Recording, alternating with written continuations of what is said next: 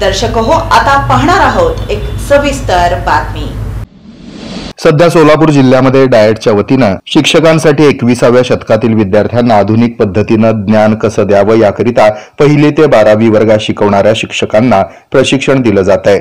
सदर प्रशिक्षण डाएटचे प्राचार्य जितेंद्र साळुंखे, शिक्षणाधिकारी सचिन जगताप, शिक्षणाधिकारी कादर शेख, मनपाचे प्रशासनाधिकारी गिरीश पंडित यांच्या मार्गदर्शनाखाली विविध तालुक्यांमध्ये सुरू आहे। सोलापुरातील विडी घरकुल येथील राष्ट्रमाता इंदिरा प्राथमिक शाळेतील प्रशिक्षणास डाएटचे अधिव्याख्याता डॉक्टर प्रभाकर बुधारम यांनी भेट देऊन प्रशिक्षणार्थींना मार्गदर्शन केलं। त्याचबरोबर नवीन शैक्षणिक धोरणाबाबत चर्चा केली। गांभीर्याने विचार करा, ते कारण इम्प्लिमेंटेशन लगेच होणार आहे। पुढच्या महिन्यामध्ये तुम्हाला जे पत्र आलं आहे त्याच्यानुसार स्टाफचं तुमच्या शाळेचं आणि तुमचं मूल्यांकन त्याच्यामध्ये होणार आहे। शाळा स्थितीमध्ये काय होतं की भौतिक सुविधा जास्त आहे, भौतिक स्टाफमध्ये अकॅडमिक जास्त भर दिलेलं आहे आणि त्या अंतर्गत तुमचं स्वयंमूल्यमापन होणार आहे। आणि त्याच्यानंतर बाहेरचे शासनाचं धोरण असेल त्याच्यानुसार त्यांचं मूल्यमापन होणार आहे आणि तुमची शाळा कुठल्या ग्रेडमध्ये तुम्हाला बाहेर बोर्डवर लिहून राहणार। जेव्हा मी एक पालक म्हणून विचार करेन तेव्हा मी काय केलं, एक ग्रेडमध्ये शाळेमध्ये ऍडमिशन करायचा जी मध्ये आणि एनईपी नुसार आपल्याला इंग्लिश सोबत म्हणजे कन्नड लँग्वेज सुद्धा शिकवलं जातं आणि फ्रेंच आणि जर्मन हे 2 लँग्वेज सुद्धा शिकवण्याची सोय गेल्या 2 वर्षापासून सोलापुरात सुरू झालेला आहे।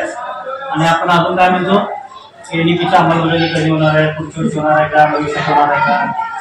तर 1ली आणि 2रीचा सिलेबस पूर्णपणे तयार झालेला आहे। जर राज्य शासनाची मान्यता मिळाली तर कदाचित 1ली आणि 2रीचा सिलेबस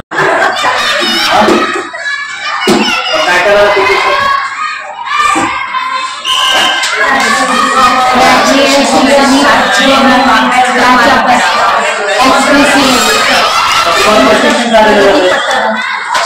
प्रशिक्षण का दिलं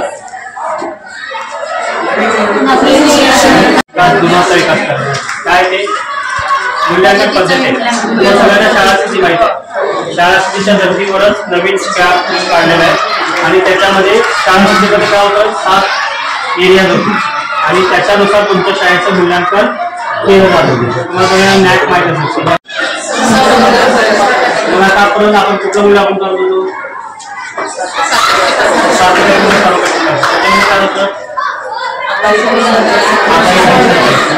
सीसीचं सगळ्यांचं ट्रेनिंग झालेलं आहे बरोबर, पण तरी सुद्धा आपण प्रश्न कुठे वापरतो,